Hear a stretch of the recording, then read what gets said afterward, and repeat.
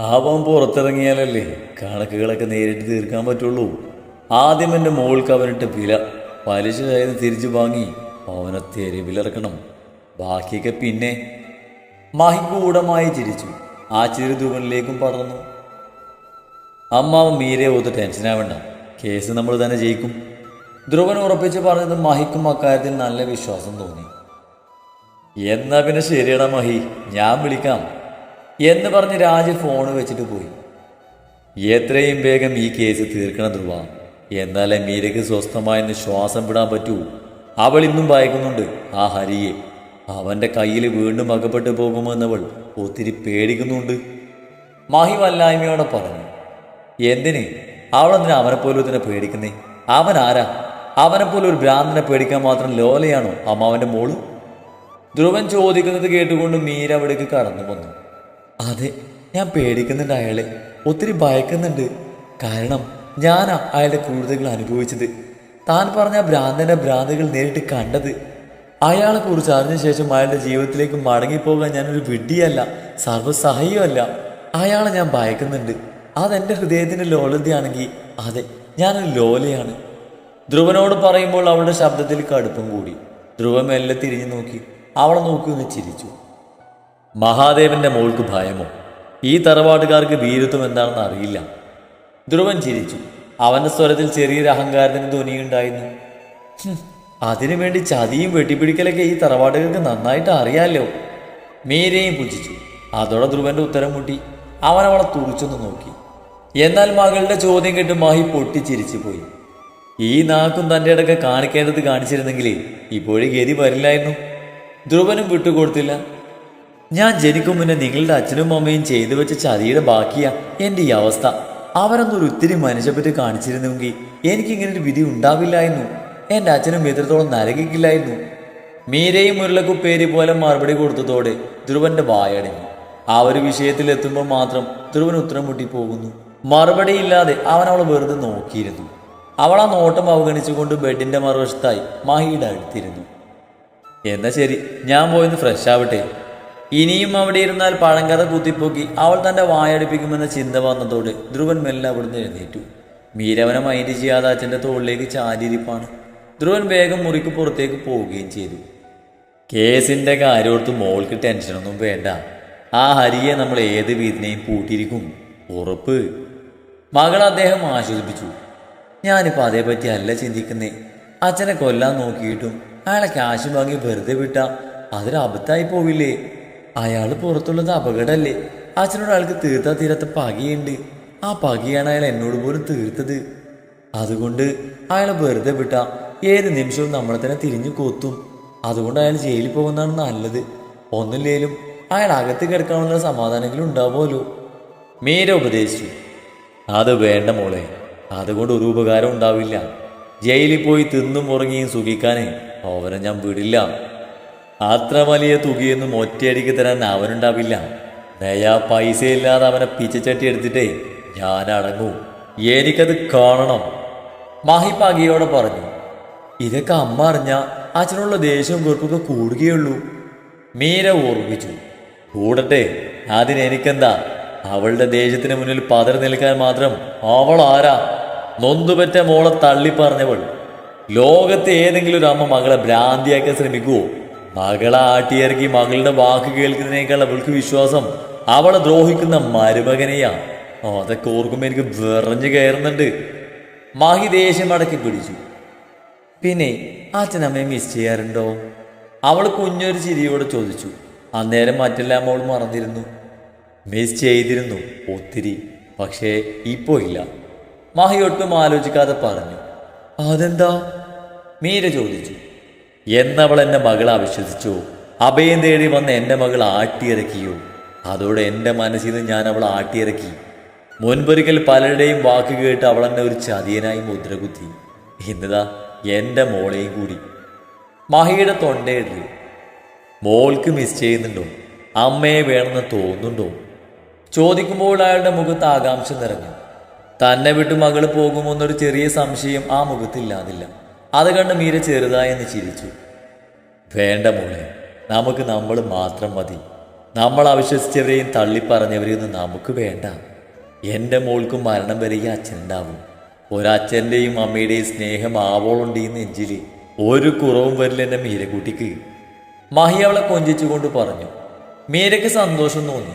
ആദ്യമായാണ് ഇത്രയേറെ പരിഗണന ലഭിക്കുന്നത്. അതവൾ ആസ്വദിക്കുന്നുണ്ട്. അപ്പോഴേക്ക് 2 കപ്പുകളിൽ ചായയുമായി മതി അവിടേക്ക് കടന്നു വന്നു. മീര അവരെ സൂക്ഷിച്ചു നോക്കി. ആ, എന്ത് വേണം? ഗൗരവം ഒട്ടും കുറക്കാതെ മഹി ചോദിച്ചു. എന്തേട്ടാ, ഞാൻ ചായ കൊണ്ട് ആദ്യമായിട്ടാണ് വരുന്നേ. ഇത്രയും കാലം ഞാനല്ലായിരുന്നു ചായ കൊണ്ട് തന്നത്. മധു നീരസത്തോടെ പറഞ്ഞു. എന്താടി ഈ സമയത്തൊരു ചായ കൊടുക്കല്? ഇനി വിഷം പലതും കലർത്തിയിട്ടുണ്ടോ അതില്? മീനാക്ഷിയമ്മ വാതിരിക്കലും വന്ന് ചോദിച്ചു.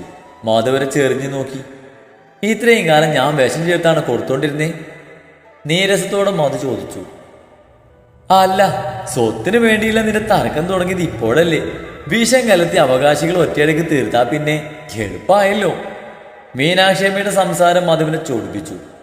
അത്രക്ക് പേടിയാണെങ്കിലേ ഇനി ഇത് അവർ കുടിക്കണ്ട എന്നും പറഞ്ഞ് 2 കപ്പിൽ ചായയും ഒറ്റ വലിക്കും മധു അകത്താക്കി. അത് കണ്ട് മീനാക്ഷിയമ്മ അന്താളിച്ച് നിന്നുപോയി. ഇതിന് പൊള്ളിയില്ല എന്ന ഭാവത്തിൽ. ഇനി പച്ചവെള്ളം എൻ്റെ കൈ കൊണ്ട് കിട്ടൂന്ന് നിങ്ങൾ വിചാരിക്കണ്ട. ചാവാൻ കിടന്നാൽ പോലെ ഒരു വെള്ളം ഞാൻ തരില്ല. വാശിയോടെ പറഞ്ഞുകൊണ്ട് ആ കപ്പുകളുമായി മധു പുറത്തേക്ക് പാഞ്ഞു. ഞാൻ പറഞ്ഞതല്ലേ മധു, അവര് നേരത്തെ ചായ കുടിച്ചതാണെന്ന്. ഹാളിൽ നിന്നും വരലക്ഷ്മി പറഞ്ഞതും കപ്പ് 2 ഡൈനിങ് ടേബിളിൽ വെച്ച് മധു മുറിയിലേക്ക് പോയി. വരലക്ഷ്മി ചിരിച്ചുകൊണ്ട് ആ കപ്പ് കൊടുത്ത് കിച്ചണിലേക്ക് നടന്നു. മധു ചവിട്ടിത്തുള്ളി ചെല്ലുമ്പോൾ വിഷനുണ്ടായിരുന്നു മുറിയിൽ. എന്തേ ചായ കൊടുത്ത് പതപ്പിക്കാൻ പോയിട്ട് ഏറ്റില്ലല്ലേ? ഫോണിൽ നോക്കിയിരുന്ന വിഷൻ കളിയായി ചോദിച്ചു. മധു അയാളെ തുറിച്ചു നോക്കി. അങ്ങനെ ഏട്ടനെ പതപ്പിക്കേണ്ട കാര്യം എനിക്കില്ല. സാധാരണ ഏട്ടന് ചായ എത്തിച്ചു കൊടുക്കുന്നത് ഞാനല്ലായിരുന്നു. ആ പതിവ് തെറ്റിക്കണമെന്ന് കരുതി ചെയ്തതാ. നിങ്ങളുടെ പെങ്ങളെ കയ്യിൽ നിന്ന് ഏട്ടൻ പച്ചവെള്ളം പോലും കുടിക്കില്ലല്ലോ. പൂച്ചത്തോടെ അവർ പറഞ്ഞു നിർത്തി. ഉവ്വ ഉവ്വ. വിഷൻ അവരെ നോക്കി തലയിലക്കി. എന്റെ പൊന്നു മധു, നിന്റെ ഈ കോപ്രായങ്ങളൊക്കെ എന്തിനാണെന്ന് എനിക്കറിയാം. എടി, അളിയന് മനസ്സിൽ തോന്നി നമ്മുടെ മകൾക്ക് എന്തെങ്കിലും കൊടുക്കുവാണെങ്കിൽ കൊടുക്കട്ടെ. നമ്മൾ അതും പ്രതീക്ഷിച്ച് ജീവിക്കുന്നത് മോശമാണ്. അളിയൻ തരുവാണെങ്കിൽ നമ്മൾ വാങ്ങും, ഇല്ലെങ്കിൽ ഇല്ലാത്തതുപോലെ. അല്ലാതെ വടക്കിട്ടോ സോപ്പിട്ടോ ഒന്നും വാങ്ങിയെടുക്കണ്ട. വിഷൻ ഉപദേശിച്ചു. ഏട്ടൻ തരുന്നത് വാങ്ങിപ്പോകാൻ എന്നെ കിട്ടില്ല വിഷേട്ടാ. ഭാഗം വെക്കുന്നെങ്കിൽ അത് 3ആയി ഭാഗിച്ചാൽ മതി. എന്റെ മക്കൾക്കും അവൾക്ക് കൊടുക്കും പോലെ ഒരു ഭാഗം കൊടുക്കണം. എല്ലാം കൂടി ഒറ്റക്ക് അവൾക്ക് കൊടുക്കാനാണ് ഏട്ടൻ്റെ ഉദ്ദേശമെങ്കിൽ സമാധാനം കൊടുക്കില്ല ഞാൻ അയാൾക്ക്. അത് സമ്മതിക്കത്തുമില്ല. നോക്കിക്കോ. മധു ചീറി. മധു മതി, നിർത്ത്. ഈ സംസാരം ഇവിടെ നിർത്തുന്നതാ നല്ലത്. നമുക്ക് വേറെന്തെങ്കിലും സംസാരിക്കാം. വിഷന്റെ ഒരു പ്രശ്നം വേണ്ടെന്ന് ഓർത്ത് പറഞ്ഞു. മധു കുറച്ചു നേരം ഒന്നും മിണ്ടിയില്ല. അപ്പോഴേക്കും ബ്രോക്കർ എന്ന് സേവ് ചെയ്ത നമ്പറിൽ നിന്ന് മധുവിനൊരു കോള് വന്നു. ബ്രോക്കറാണെന്ന് കണ്ട് മധു ധൃതിയിൽ കോൾ അറ്റൻഡ് ചെയ്തു. വിഷൻ കാര്യം എന്താണെന്ന് അറിയാൻ മധുവിനെ തന്നെ നോക്കിയിരിക്കുവാണ്. ശരി രമേശ, താൻ ഫോട്ടോ എങ്ങനെ അയച്ചേക്ക്. ക്യാഷ് ഞാൻ ഇന്ന് തന്നെ അയച്ചേക്കാം എന്ന് പറഞ്ഞ് ഉത്സാഹത്തോടെ അവർ ആ കോള് കട്ടാക്കി വാട്സപ്പ് തുറന്നു. എന്താ മധു, ആരാ വിളിച്ചേ? വിഷൻ തിരക്കി. അതാ ബ്രോക്കർ രമേശനാ വിഷയേട്ടാ. നമ്മുടെ ദിയക്ക് പറ്റി ആലോചിക്കലും വന്നാൽ കൊണ്ടുവരാൻ ഞാൻ അയാളോട് പറഞ്ഞിട്ടുണ്ട്. വിഷന് മറുപടി കൊടുത്തിട്ട് പയ്യന്റെ ഫോട്ടോയും കാത്ത് മധു ഇരുന്നു. അപ്പോഴേക്കും ഹായ് എന്ന രമേശന്റെ മെസ്സേജിനൊപ്പം പയ്യന്റെ ഫോട്ടോയും വന്നു. മധുവിന്റെ മുഖം ഒറ്റ നോട്ടത്തിൽ വിടുന്നു. സുമുഖനായ ഒരു ചെറുപ്പക്കാരൻ. ദേ നോക്ക് വിഷയേട്ടാ, സിനിമ നടന്ന പോലെ ഉണ്ടല്ലേ? കണ്ണു നിറച്ച് കണ്ട ശേഷം മധു ഫോണും വിഷന് നേരെ നീട്ടി. ഡോക്ടറാ, പേര് വിജയചന്ദ്രൻ. ഡോക്ടർ വിനയചന്ദ്രന്റെയും ഡോക്ടർ വസുന്ധരയുടെയും ഒരേ ഒരു മകൻ. നമ്മുടെ ഒപ്പത്തിനൊപ്പം നിർത്താൻ പറ്റുന്ന തറവാട്ടുകാരാണെന്നാ രമേശൻ പറഞ്ഞത്. ചേക്കനെ കണ്ട് എനിക്കങ്ങ് ബോധിച്ചു. ഇപ്പൊ തന്നെ വിളിച്ച് രമേശനോട് ഓക്കെ പറഞ്ഞാലോ എന്നാ ഞാൻ ആലോചിക്കുന്നേ. മധു ആവേശത്തോടെ പറയുന്നത് കേട്ട് വിഷനെ അവർ അടിമുടി ഒന്ന് നോക്കി. ഫോട്ടോ കണ്ട് നിമിഷ നേരം കൊണ്ട് ഉറപ്പിക്കാൻ നീ ഡ്രസ് ഓർഡർ ചെയ്യുമല്ലോ മധു. നിന്റെ മോൾക്കൊരു പങ്കാളിയെ കണ്ടെത്തുകയാണ്. അവൻ നോക്കിയും കണ്ടും നന്നായിട്ടൊക്കെ അന്വേഷിച്ചിട്ട് വേണം ഒരു തീരുമാനം എടുക്കാൻ. അല്ലാതെ ഡോക്ടർ പയ്യൻ തറവാട്ടുകാരെന്നൊക്കെ കേട്ടുടനെ ഇങ്ങനെ വെപ്രാളം കാണിക്കാതെ. ഇതൊക്കെ ആലോചിച്ചും ശ്രദ്ധിച്ചൊക്കെ ചെയ്യേണ്ട കാര്യങ്ങളാ. എടിപിടിയൊന്നും ചെയ്യാൻ നിന്നാലേ അത് ബാധിക്കുന്നതേ നമ്മുടെ മോളുടെ ജീവിതത്തിലാവും. വിഷൻ ഭാര്യയെ ഉപദേശിച്ചു. എന്തായാലും നല്ലൊരു ദിവസം നോക്കി അവരോട് വരാൻ പറയാം. നന്നായിട്ട് അന്വേഷിച്ചിട്ടൊക്കെ മതി ബാക്കി കാര്യങ്ങൾ. പെട്ടെന്നൊന്നും തീരുമാനിക്കില്ല. ആലോചിച്ച് സമയം എടുത്തൊക്കെ തീരുമാനിച്ചാൽ മതി. ഈ പയ്യൻ എനിക്ക് വല്ലാണ്ട് ഇഷ്ടമായി വിഷയേട്ടാ. അവരൊരു നയത്തിലൊക്കെ പറഞ്ഞു നോക്കി. എന്തേ, നിനക്ക് ഒന്നുകൂടി കെട്ടണോ? നിനക്ക് ഇഷ്ടപ്പെടുന്ന കരുതി അവളുടെ ഇഷ്ടം കൂടി നോക്കണ്ടേ? നീയല്ല അവളാ ജീവിക്കേണ്ടത്. വിഷൻ പറഞ്ഞു. എൻ്റെ ഇഷ്ടം എൻ്റെ മോളുടെ ഇഷ്ടവും. എൻ്റെ വാക്ക് ധികരിച്ച് എൻ്റെ മോൾ ഒന്നും ചെയ്യില്ല. അത്ര നന്നായിട്ടാണ് ഞാൻ അവളെ വളർത്തിയത്. മധു ഉറപ്പിച്ച് പറഞ്ഞു. ആ, അതൊക്കെ നമുക്ക് നാളെ സംസാരിക്കാം.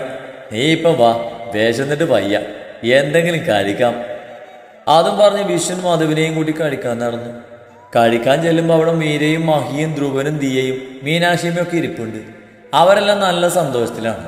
മീര അവർക്കൊപ്പം ഇരിക്കുന്നതിൽ മധുവിന് നല്ല നീരസം ഉണ്ടായിരുന്നു. തിരികെ പോകാൻ നിന്ന മധുവിനെ വിഷൻ പിടിച്ചു വെച്ചു.